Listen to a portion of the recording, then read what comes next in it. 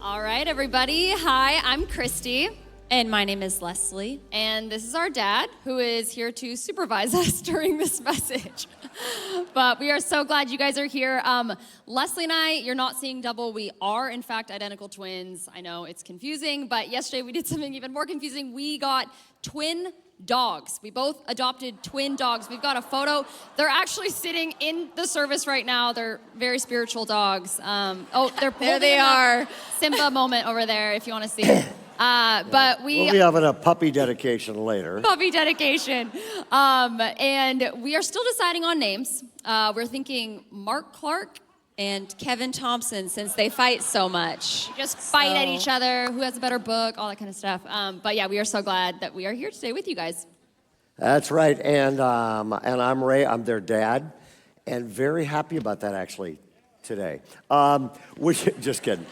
Would you reach in and grab out your message outline? And my voice is a little raspy, but we're gonna get through it. Grab out the message outline. If you're new here, first of all, it's Mother's Day. We celebrate that big time around here, okay? We'll come back to that in a minute. The second thing I want to say is this. We just are coming off of, on Mother's Day, it's all about moms, but it's all about kids, because moms are all about kids. Would you all agree? And so when we started our church years ago, we pretty much, we were like 12 weeks old. That was it. We had nothing. We're in rented facilities. We had a few people in the building, about 150 people coming. And our stage was a piece of plywood and 8 milk crates underneath it. That was it. We had an overhead projector. Does anybody here remember what an overhead projector is? Raise your hand. Look around. These people are relics. They're old, okay? Had an overhead that was it. Like 10 weeks, overhead projector, brand new church. But we pretty much went, we will care about a bunch of stuff. Number one is we're a Bible church, so we will care about teaching the Word of God to people, okay? That was number one. Second thing was this. We will care about kids in this community, and we will care about kids. And so we're only 10 years old. We're sucking air just to put on a service every weekend in a rented place. And we went, we should do a day camp for kids. And so we did this day camp for kids. And more people came to the kids' day camp than Sunday morning. It was awesome, okay? And the next Sunday morning, the church blew up and has been growing ever since. So we took those day camps. We basically went, whoever wins the kids wins the community, and frankly, people, whoever wins the kids wins the future of our country, okay? And so we pretty much went, let's do kids camps. Well, it's expanding this summer, okay? But Leslie and a team of people do global breakaway kids camps. That's right. So what are we gonna see here? So you're gonna see kind of, we say it called a movie trailer for the theme of this year's summer camp for breakaway, so take a look at the screens.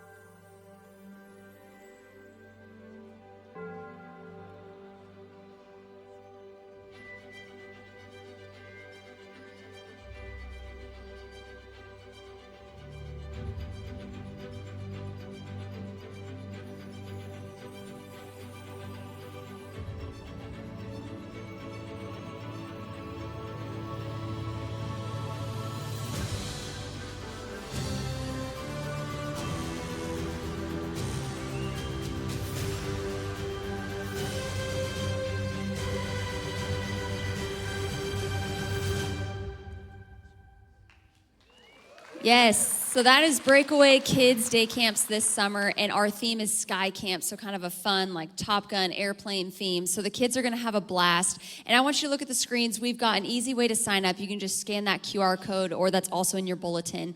We've got a bunch of different camps. We've got our Classic Camp, which is June 10th through the 14th. There's a morning session or a night session. The following week, June 17th through the 21st, there's a morning, and then Sports Camp. We've got a ton of different sports camps in there from June 24th to the 28th, so you do not want to miss any of those. So volunteer, sign up your kids, and or even in the courtyard, we've got a booth out there as well. You all ready for that? So you got kids or grandkids or neighbors with them, let them know about it, get them in there. All those weeks tend to fill up, so get registered soon. At this point, would you grab your message outlines? It says Unstoppable at the top, and I put a great quote on the screen here, and here it is, okay? Jesus promised his disciples 3 things. Number 1, they would be completely fearless. Secondly, absurdly happy. And third, in constant trouble. Okay? And where do you find them getting in? For the first time in Acts chapter 3, Acts 3 and 4, they are in nothing but they're in trouble. Okay? And here's how it started. Peter and John kind of innocently going to church. Matter of fact, raise your hand if you went to church this morning. This is an IQ test, actually. And so what happened is Peter and John, they just go to the temple and they're going to go pray. They walk by a guy who's been paralyzed from birth. Legs don't work. They walk by him and he looks at them and says, hey, can I have some money? And because they're in ministry, they say, we don't have any. But what we have, we can give it to you right now in the name of Jesus Christ of Nazareth. Walk. And this takes guts and courage. They take this guy's hand, grab him by the wrist, and Peter starts to lift this dude up, and instantly, God just heals this guy, okay?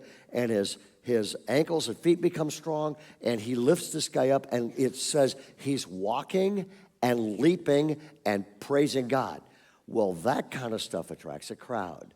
So a massive crowd gathers, and Peter preaches to this crowd. And it literally says it just counts the guys. It says over 5,000 men believed. How many? 5,000. Raise your hand if you've ever heard a church, ours or one of the others, get criticized for being big. Yeah, right in the bottom. Well, we're small compared to what they were doing back then. Okay? And so what happens is this. These guys, I mean, the whole city's hearing about this. So what happens is this. The religious leaders in the city, they freak. And they decide they're going to stop this thing. Okay? Now, at the bottom of this are 2 quotes. These are great quotes. Chuck Swindoll said this. The greatest adversary to Christianity is what? Religion. Bono. Ever heard of Bono? Yeah, more than for some of you, Chuck Swindoll, okay? Bono said this, religion can be the enemy of God. It's often what happens when God, like Elvis, has left the building. So what happens is these religious people want to stomp this thing out. They're called Sadducees. They don't believe in the resurrection. The disciples are preaching the resurrection, and so they literally arrest them, okay? They throw them in, they literally grill them, and they put them in jail, and the next day they grill them, okay? And then you have the response. And this, folks, is awesome. Today's passage is this, okay?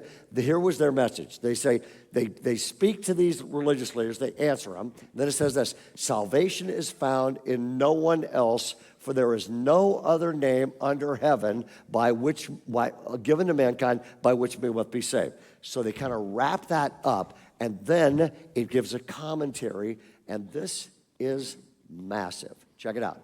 When they, what's the next word? Saw, and here's this is this morning's theme. It's Mother's Day. It's Acts chapter 4 in action. In my opinion, this is the one thing missing in most Christian men in America. And here it is. When they saw the what? Courage. When they saw the courage. Courage is rare. But when it exists in a person, everything changes. By the way, the minute they saw that these guys had courage, they went, oh, we're toast. They saw they had courage, they went, they're going to win. They saw they had courage, they went, their future is trending up and right. When somebody has courage, it is a complete game changer. We saw that. Had a pretty emotional thing happen this week. Right across the street, okay, on Cabot Stallman, the Genslinger family is. Gary Genslinger was a teacher in this community for his entire career, and he's part of that community over there. And when we bought this land, by the way, God gave us this land, 38 acres, for $1.25 million. It was a gift from God. You couldn't buy a parked car. Well, you still can't for that in Granite Bay. And so we just go, this can be great. It's next to a major road, next to all this kind of, it's pretty much everything around here is non-residential. So let's just build a church here. Going to get a build. We thought probably nobody will be against it. Boy, were we wrong. I mean, every community has what we call cave people, citizens against virtually everything. And so, huge explosion. And I mean, we were being threatened, lied about. We had to move a family out of their house because they were being threatened. I got all this stuff was being sent out. Some of it out of that neighborhood, but some of that is just sort of these other folks that like to say no to everything. And I actually got a flyer one time. People were passing out. And the flyer actually said, "Stop this church. It will turn Granite Bay into L.A." And then another one said, "Stop this church." Why? It's a health hazard. Why? Because if this church gets built, it will open the ozone hole above Granite Bay, and more of us will die of skin cancer. And so I'm reading this stuff going, what in the world? Well, a bunch of folks nearby kind of sprung up against it because they recruited these people. One guy, this guy named Gary Genslinger, and long career in Granite Bay, he passed away last week. I had the privilege of being with him about a month ago when we kind of find out sort of these kind of on his way. And spent a bunch of time with this guy, thanked him. One guy, Gary, in that neighborhood, basically went, "I know everybody in this thing thinks this." He goes, "I think this church is a good idea." And he took a stand, and he had courage. We will do his memorial service in this building right here from this stage in about 2 weeks in a church that got built, partly because one guy had courage. There is power when somebody has courage that is never there when they don't. Everybody got that? Okay. By the way, let me give you a second person that has courage. If you're a mom, would you raise your hand? There it is, right there. Okay. And here's why. Okay. I was present at the birth of all 4 of our kids. Okay. 2 boys, identical twin daughters. Our first Mark, the labor was 38 hours, followed by a C-section. And I was right there the entire time. And the entire time, I'm literally going, how many of you women have a story like this? Everyone. I just walking through that, I went, no guy is going to do this. Guys, would you all agree? I ain't doing this, okay? Matter of fact, women have courage and guys don't, okay? No guy I know is going, yeah, I'd be willing to get pregnant if they can figure it out. No way. There is absolutely no way a guy is doing this. Matter of fact, if men were the ones that had to get pregnant, okay, the human race would be over in 1 generation. It'd be done, okay? Why? Because courage gives everything a future, okay? When they saw the courage. Now, question. If you want to lower your fear level and raise your courage level, if you want to lower your anxiety level and raise your courage level, if you want to actually go, I need to develop a backbone. I need to take some stands. I need to, if you're going, I would like my courage level to rise. How does that happen? And there's 4 keys in this passage. All I need is read it. Here he goes. And when they saw the courage of what? Of Peter and John. We'll come back to that. And they realized, I love this, they were unschooled, ordinary men. So what's the key? They were astonished. And they took note that these men had been what? Been with Jesus. And then it says this. I love this. They still want to jail these guys and shut them up. But they can't do it because of this. But since they could see the man who had been healed standing there with them, there was nothing they could say. This is a great passage. It's going to be a great message. It's going to take 3 of us to deliver it. So here we go, okay? How do you develop courage? If you're a high school student, how do you stop submitting to peer pressure and you're like, look, I'm going to be who God's made me to be? How do you develop courage, okay? 4 ingredients, and here we go. Yeah, number 1, pull out your message outline. Number 1, and this one's my personal favorite, am I deeply connected to Jesus? Am I deeply connected to Jesus. Verse 8 says, then Peter, filled with the Holy Spirit.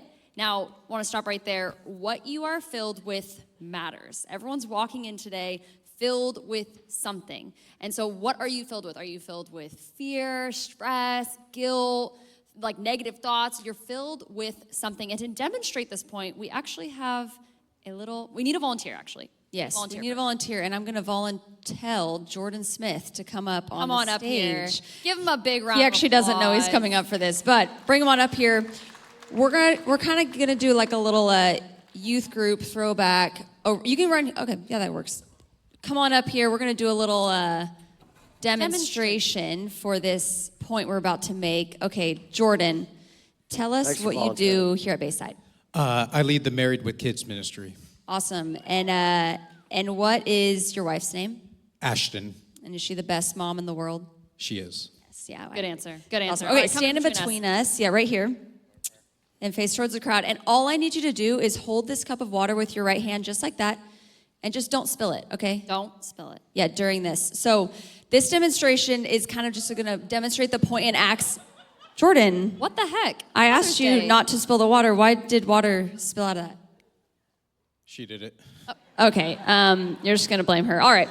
Okay, well, let's keep going. So in Acts, it shows in Jordan, we went over this a couple times now. Why did water spill out of that cup? Somebody's pushing me. Okay, I don't know if you know a lot of twins, but whether she's right or wrong, I'm siding with her. So, no, I'm just kidding. We know that she was bumping you for that. Thank you for this demonstration. You are free to go. Actually, I do have a little cafe gift card for you. We actually have great coffee at the cafe, so take that. You can go ahead and take a seat. Thank Great you. job. Everyone, Give him thank a round Jordan. of applause. Okay, you're probably wondering, why did you just embarrass that guy right up here on stage? But the point is actually a little bit deeper. Why did water spill out of the cup? She pushed him. Okay, you're a blamer. Everybody's okay. blaming you. Blamers. No, the reason water spilled out of that cup is because water is what was in the cup.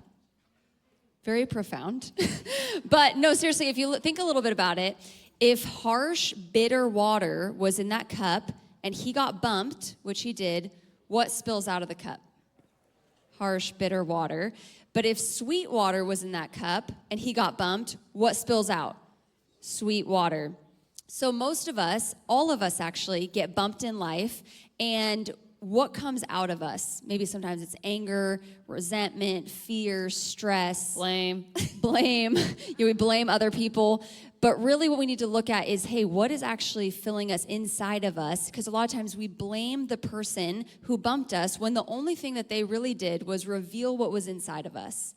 And so a lot of us, we can see this in the passage. Peter and John, it says they were filled with the Holy Spirit.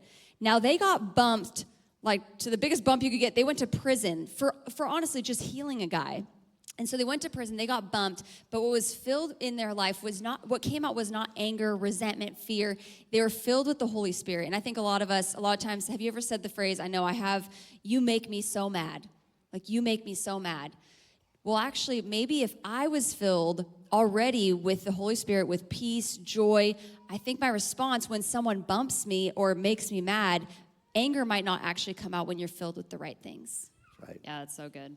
All right, look to verse 13. When they saw the courage of Peter and John and realized they were unschooled, ordinary men, they were astonished, and they took note that these men had been with Jesus. Okay, they saw the results of their connection to Jesus. They actually noticed it and saw it. And I've seen that actually in my own mom. My mom has incredible patience. She had 4 kids under 4 years old. I don't know. I think we were actually an accident or a surprise, but that just seems like you need a whole new trophy for someone that has gone through like that. the ultimate accident. The ultimate accident.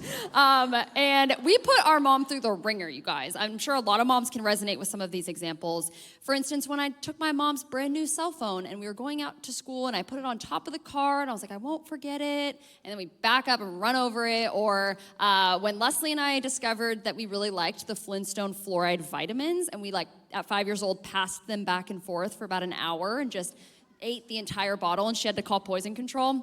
But my personal favorite was when we decided it was a really good idea to put on rollerblades and walk on top of my dad's '65 Mustang soft top convertible with rollerblades. I think we can all envision what happened there. And but They're my still mom, grounded. yeah, my mom, if you know her, you know she has incredible patience. But probably what you don't see that we saw all growing up was literally every single morning. And to this day, it'd be the exact same thing. If you walk into our house early in the morning, you will see my mom sitting on a couch with two things in her hand. She has a cup of coffee and her Bible. And she spends so much time filling herself with the Word of God. She's filling herself with two things, caffeine and God. I recommend those two combinations together. It really helps.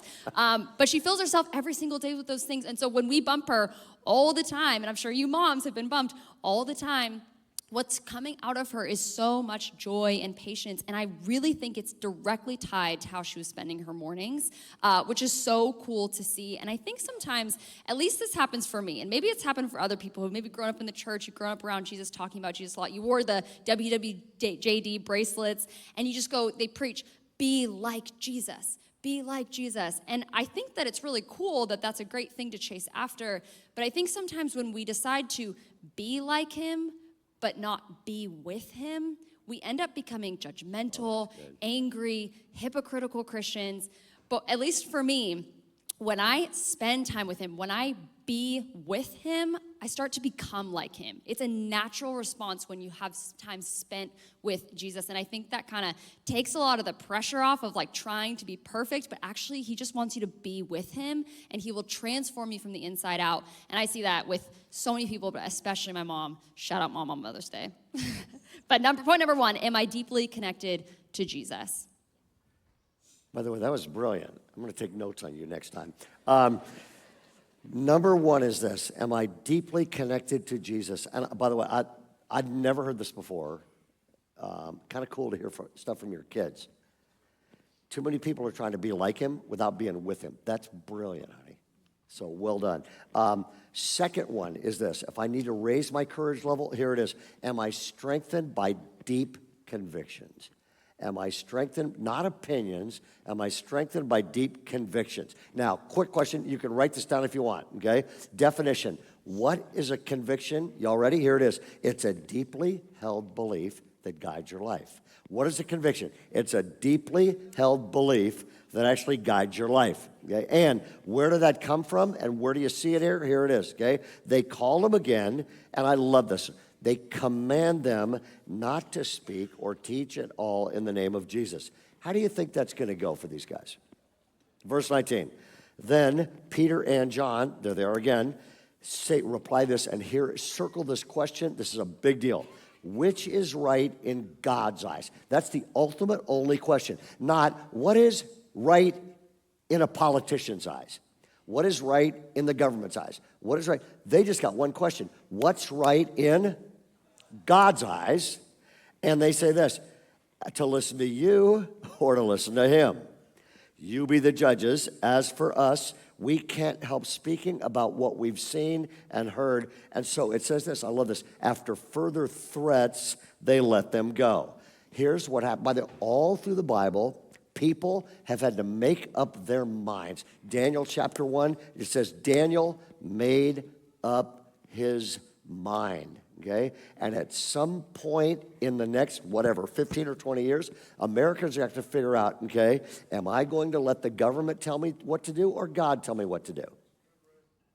Okay, I understand it one more time. One guy got it, okay? Actually, I don't even need to. I'll give you an example of this. Oh, by the way, how important are deep convictions? How important is the ability to make a commitment that strengthens you? Okay, I'm going to ask an audience to say, I spent my whole life asking these two this question, okay? How old should somebody be before they're ready to get married? At what age is somebody pretty much ready to get married? Somebody said 20. Someone said 43. 23. Watch this. Women, do you know any guys that are 50 years old and they're still not ready to get married? You know it's true. So the question is this: when is somebody ready to get married? And the answer is not a number. I spent my whole life answering this question with these girls. Yes, we would always say when you demonstrate a high level of commitment to something that is difficult. Then you're ready to get married, which means if you're single and you're dating somebody, I say women, if you're single and you're dating a guy and he cannot make and keep commitments, like he comes to church on Sunday, but he's not making deep commitments, okay? Then you pretty much have, he will not stay committed to you if he cannot stay committed to his values. That make sense? It's a really big deal. And these days, people are so afraid of making commitments or having convictions, they're afraid they'll get what? Starts with C. Canceled. Okay? We have cancel culture, which has terrified everybody into not having some deep commitments. Okay? We just had our Thrive conference, and by the way, first of all, I want to say thank you to all. Okay? Our Thrive conference, when COVID hit, we went online with it, and when we reopened it back up, it took a while. And at one point, I went, it is so hard to put on. It's costly. We lose money on it. We host it here at our Granite Bay Church, but I pretty much went, last year it bounced back, and this year it exploded back. And Christian leaders, business people, pastors, youth pastors, worship, people came from all over the country and from about 9 different countries. It was amazing. They descended on this thing. It pretty much came close to about 4,000 people, which this room doesn't hold that many people. So we packed this room. We packed the new courtyard. We had all these venues where people come to these. We had 70 to 80 different leadership seminars in this whole thing. And it was unbelievable. Then in here, we unleashed a bunch of great communicators and just inspiring all these leaders.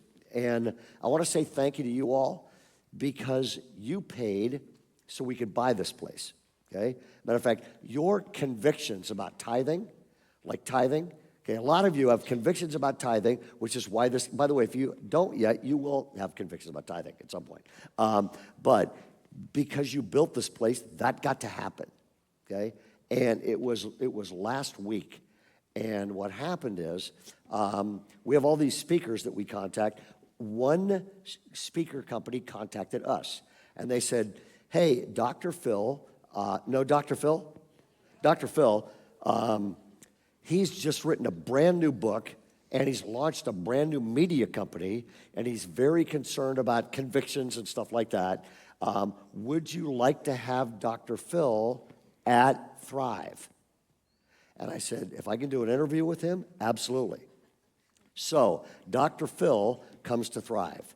And I have to tell you this, he was awesome and he was a blast to be around, okay? And we're backstage, but it was crazy. Backstage, we're sitting there talking, and the minute he started talking, I went, somebody left the TV on in here. I've heard this voice before. It's crazy, okay? Turns out, evidently, college students love this dude. Our whole Thrive College, can we get a picture with Dr. Phil flocking back there?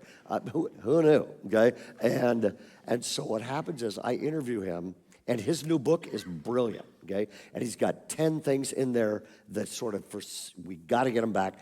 And one of them is very profound because it's about convictions.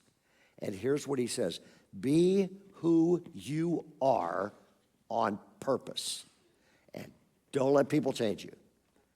And so I asked him that question, and here's how he answered it. Now, we've changed one word in here to make it church correct, but here we go. And the number one principle for a healthy society is to be who you are on purpose. And to do that, you have to know who you are. And that means you've got to take some time to figure out who you really are. What matters to you? What are your core values? What are you willing to sacrifice for? What are you willing to stand up for? What are you willing to stand against? Who are you willing to stand with? You know, when I first got to Hollywood, and the first time I talked about my personal faith, and I found Christ at the age of 13 at the Village Baptist Church in Oklahoma City, And I don't wear that on my sleeve and beat people over the head with it, but when it is appropriate and it fits, I'm willing to talk about it on the air and do. And I know some network executives happened to be there that first time I did that, and they came by afterwards and said, man, that is a great show, and this has been such a huge success. Just a little tip, we don't really talk about, personal faith and things like that on television, and this is not something that we do here. And I said, well, let me share something with you. Something you may have overlooked is there's something else different about this. The network owns all the shows in Hollywood except mine. I own my show 100%, lock, stock, and barrel. So you don't have a dang thing to say about what I talk about. So buckle up, Buttercup, because we're just getting started.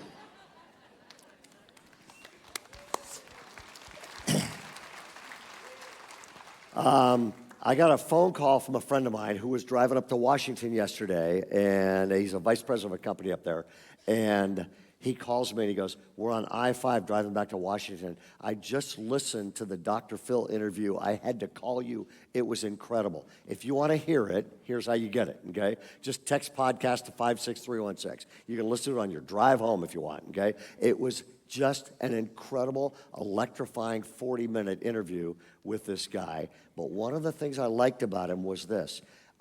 Very smart, serious psychologically, and he has just got convictions, and he's not afraid to hold to them. Everybody got that? Number one, how do you develop courage? Okay? Without connection, you won't. Without convictions, you won't. And there's a third thing you need. Yes, the third is, am I connected to close companions? So if you look at Peter and John, they did this so well. I actually want to show you a slide that says, it shows all these different verses. If you go to the next slide. Verse 1, the Sadducees came up to Peter and John. Verse 3, they seized Peter and John. Peter and John brought to them the courage of Peter and John. Peter and John, Peter and John. What is the repeating pattern?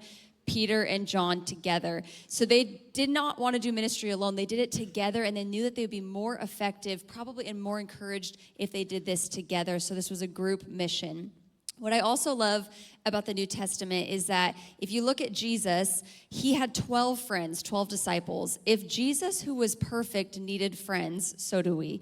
So I look at this in my own life. I remember coming back from college, I had joined a small group of girls, and it was one of the best things. Also, our high school students, when you go to college, join a small group. When you come back here, join a small group. And it was one of the best things that I did. It was like I had encouragement and support. And again, even just a year and a half ago, we started like a young adult small group, and Christy's in it, her husband, a ton of people, and it has been some of the best years being in these small groups. And not because, and I think all of them would say that, it's not because, all of a sudden my life got so easy and that's why it's been the best years. Actually, it's been quite the opposite for some of the people in our group. It's been really tough. But when life throws you curveballs and things are hard, we always say your support level needs to raise. So when your challenge level goes up in life, your support level needs to go up as well. And that's what being in a group surrounded by other Christians who are encouraging you towards your faith, encouraging you in life, it makes such a difference. And we look at Peter and John in this passage. They went through really good and hard things. They were even thrown in prison at one point, which I'm not recommending going to prison with your friends, but they were together, and the support of that is life-changing for them. And I know it can be life-changing for you when you get in a group or you get with friends who make a huge, massive difference in your life. That's exactly right. Although Folsom Prison, who's probably tuned into this one, we love the fact that we are part of your system right there, and you're in church with us. The connection, convictions, companions will all strengthen your ability to have and live with courage. And the last one, though, I know people with courage that don't have this one, and that's not helpful. People with courage that don't have number 4 are actually dangerous. And here it is, compassion. Am I filled with compassion? I love the fact they arrest these guys and then they grill these guys. And here, Peter's response is brilliant. He goes, hey, if we're being called to account today for an act of kindness shown to a man who was lame, it's just a brilliant thing. they somehow did acts of kindness. Now, I'm going to put two words on the screen, and I'm deeply concerned about the future of the Christian church. And here these two words are, okay? Convictions and compassion. Now, just look up here for a second. We'll leave that on the screen for a second. Look up here, okay? A very dangerous thing is developing in our churches and in our country. And it is Christians who have high levels of convictions, but not matching high levels of compassion. Do you watch this? This will be universal. Do you know anybody, okay? They have an opinion about everything. They are right about everything. And some of you may be in here, frankly, you're just getting hard to be around. They're right about everything. They got an opinion about everything. They're angry about everything. They're calling you a coward if you're not as angry and verbal as they are about. Raise your hand if you've met these people, okay? The Bible basically says convictions and compassion equals impact. Got that? Conviction and compassion equals impact. Convictions without compassion just make you irritating. Matter of fact, I know some people, I know pastors, and I know people, the way they take a stand means you can't stand them. Okay? And I love the fact that they are actually, we also go on this, they are moved by the suffering of other people. They look at this guy. They realize this guy's suffering. They are moved. They're pretty much going, how can we make this guy's life better? He thinks money's the solution. That's not what this guy needs. And so maybe the best way to put it is this. When you take convictions and you take compassion. In other words, when you're going, we are going to believe and teach the Bible, but we're going to believe and teach the whole Bible, including what it says about sacrificial compassion, okay? When you do that, all of a sudden, things change, okay? We'll give you a couple examples here. One is this. We have, Christy's married to a guy named Joey, who I think is here somewhere. Yeah, he's over there somewhere. Holding a dog. And you know, you sneak in your room, you pray for your kids at night, you know, like help them find the right person, all this kind of stuff. Well, Christy marries Joey, and we realize we hit the in-law lottery. They're awesome. They're all from Canada. They're all from Toronto. They all speak Canadian. But it was interesting because the family I grew up in, nobody's a Christian. I was kind of crazy. Okay, the family Joey grew up in, both parents are Christians. Both parents have been married for over 30 years. Both sets of grandparents are Christians. Both of them have been married for more than 50 years. And we just hit this in-law lottery, and we are having a ball.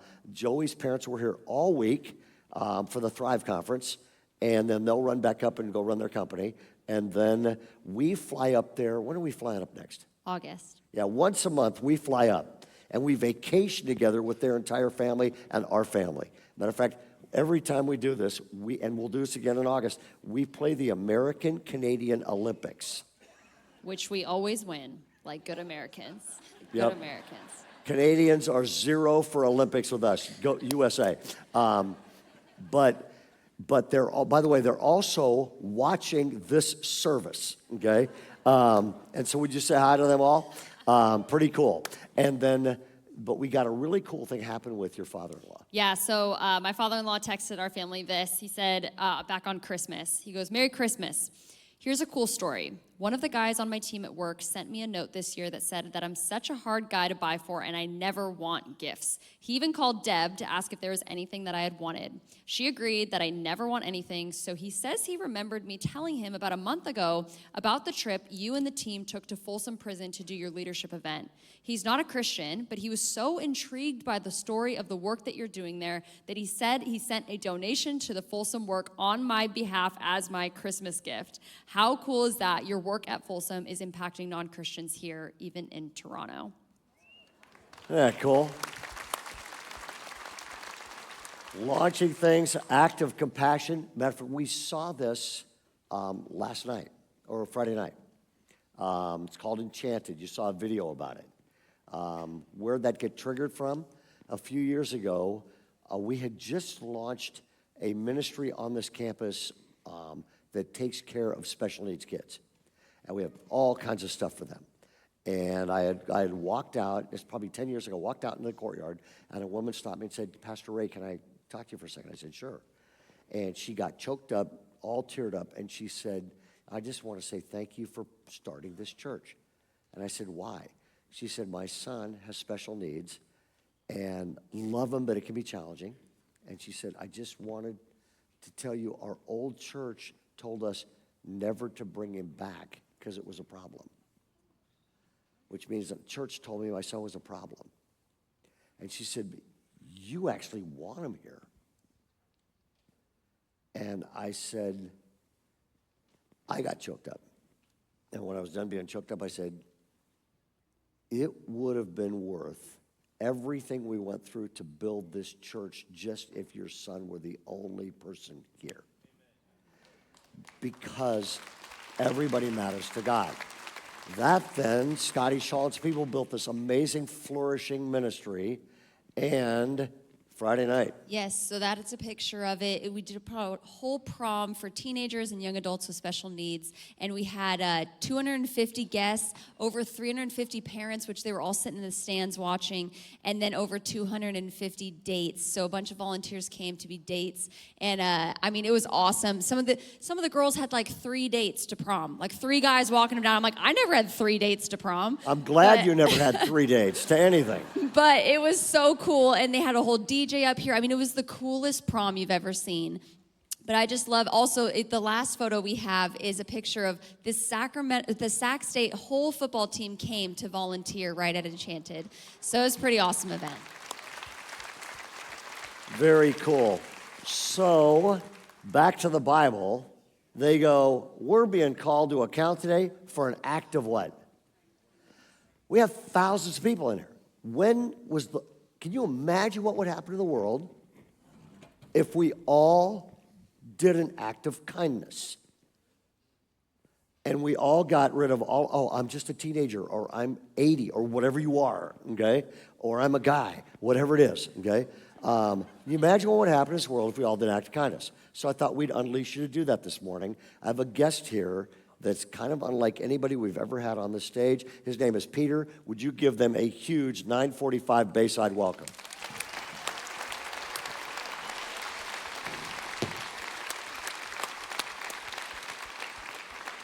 All right. Here. Hey, first of all, every time we've been together, we're in your world, which means you're large and in charge there. Welcome to our world. Okay, we're glad to have you here. Thank you. you. Tell everybody your full name. My name is Peter Mutabazi. Okay, and Peter, where did you grow up? I grew up in a small little village called Kabale in Uganda. Yep, and you grew up in a home there, massive poverty, but that wasn't all that was wrong with that home. Yes. Well, at the age of 4, I began to realize that not only were we poor, but I had the most abusive father you could think of towards me, and especially towards my mom. That you had one parent that loves you, but she could not protect you because of the abuse. And you're afraid you're going to be killed by this man. Yes. And then at the age of 10, I thought, rather than give him the opportunity to kill me, I'd rather die in the hands of a stranger. So I had never been 20 miles away, and I got on the bus. When I went to the bus station and I asked the lady, hey, of all these buses, which one goes the farthest? And the lady said that one, and I got on the bus and ran away 500 kilometers away, and I ended up in Kampala and became a street kid from the age of 10 to almost 16. So you're a street kid, no education, trying to figure out how do I get food. You have no money. And so how do you survive being a street kid? Well, as streets, there were more than 3,000 kids on the streets of Kampala. And most of them were treated like stray animals. So we were ate from the garbage, but also most of the time we had to steal. So help people, it was easy to steal food in some way. And that became my life. I lived in the sewer. Why? Because it smelled so bad that no human beings would go there. But it was a safe place for us to be, and that was our home. Amazing. And so pretty much you just had to steal whatever you needed. Absolutely. At one point, because we know each other, Yes. At one point, you stole from a guy and got caught. Yes. So as street kids, we would always steal from strangers. You had to be wearing khaki, glasses, and shoes. So we knew you can afford food. So if you have wearing all those, please keep your wallets from me tonight. And so I saw this gentleman. So I saw this man, and I followed him, and I was trying to steal from him. Before I could steal from him, he said, "What's your name?" And that really rattled me because no one had ever asked me my name until then. And for me, it's emotional because that's what Bayside is all about, knowing people's by their name. You have sent people to sub-Saharan Africa, not just to give them food and opportunity, but to know their name. And that's what he did. And then he gave me two options. I can feed you every week, or I can send you to school. And he said, if you go to school, there'll be lunch, dinner, and breakfast. Say, what time do we leave? So that's how I go to school. So food or school, you choose school. School, but food first. With it, okay. And you, now this is abusive dad, runs away so he doesn't get killed, ends up on the streets, 16 years old, no education, nothing. What do you do now for a living? Right, I speak on behalf of children all over the world, and I work for World Vision, really showing how the kindness of one stranger can change someone's life. But also, I'm a single foster dad. I've had 41 children, and right now I have 7, and I've adopted 4 as well. There's my family.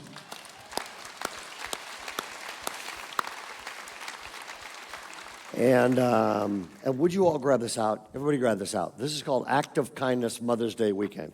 Everybody grab this. I'm going to wait till front row. Come on. Good. Every guy in here is going, honey, get this thing out.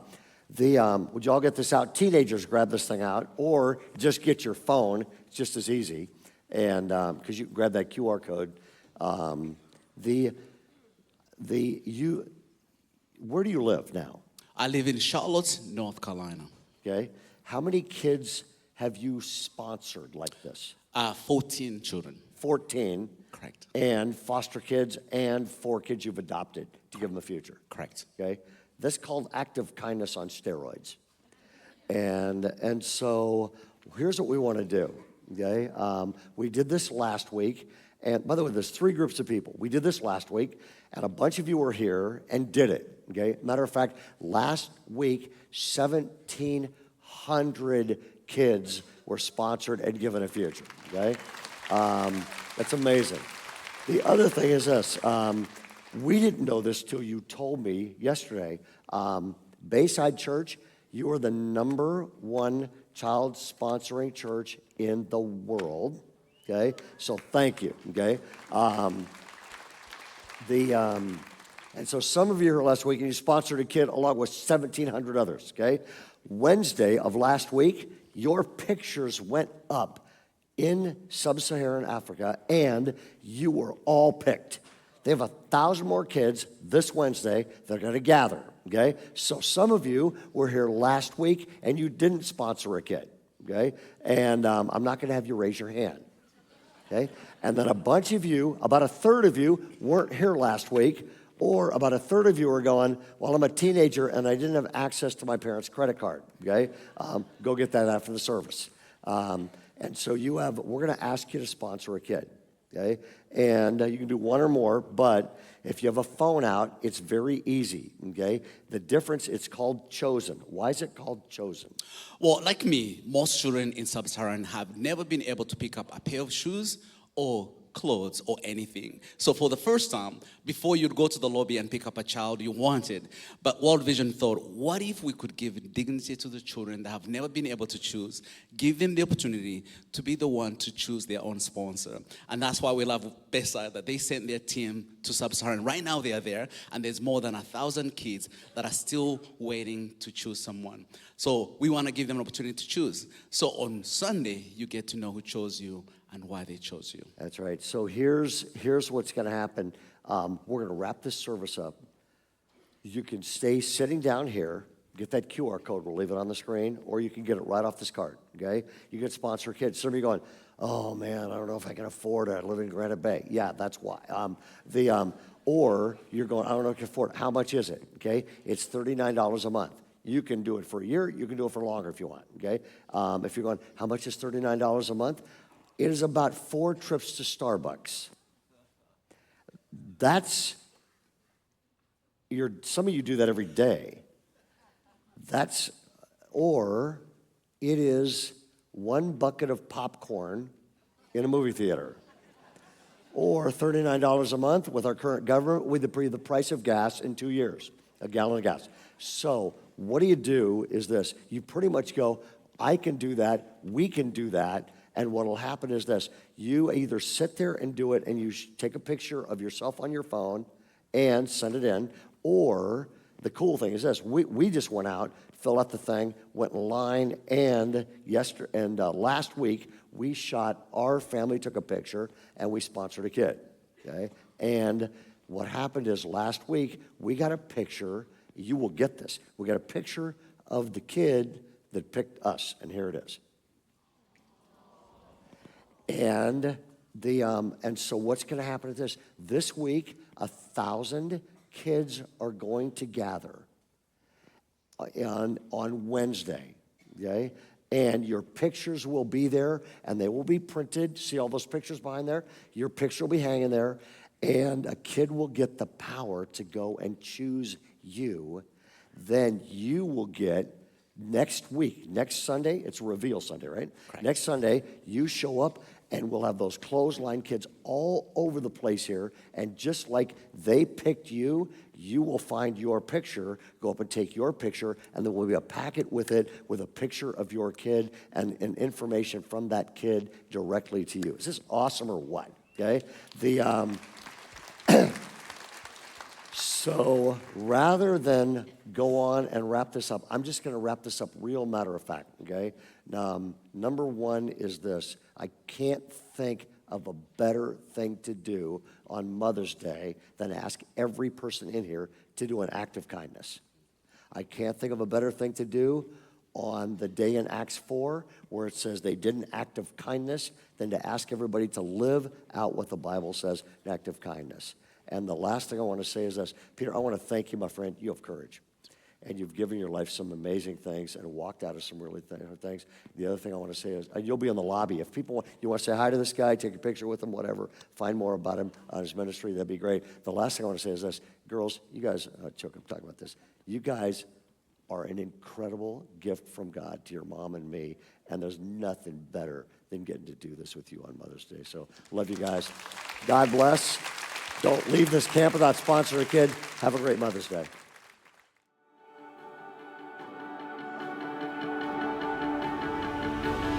Hey guys, Pastor Mark here, one of the senior pastors around here. So glad that you are actually part of Bayside Online. You really are part of our family. We have grown over the last couple of years online a ton, and we really do consider you as part of our church family. So what that means is make sure you subscribe and share this. It's great. But also get in a community group. Start watching the Bible study. Start being engaged. Even give. One of the ways that we can actually do online church and have this global community and even do the ministry of our campuses is by people partnering with us in the gospel, as Paul talks about in Philippians chapter 1. And that means by your resources, financially, there are people all over the world getting blessed through what we do at Bayside. And so obviously part of that is giving and using and stewarding that for the glory of God. So we super thankful if you do that. We'd love you to start doing that, and just super thankful you're part of our church. So glad you're with us. Make sure that you let us know you're watching and part of this, because we want to get in touch with you and thank you and serve you any way we can. Anyway, thanks guys, and we will see you next week.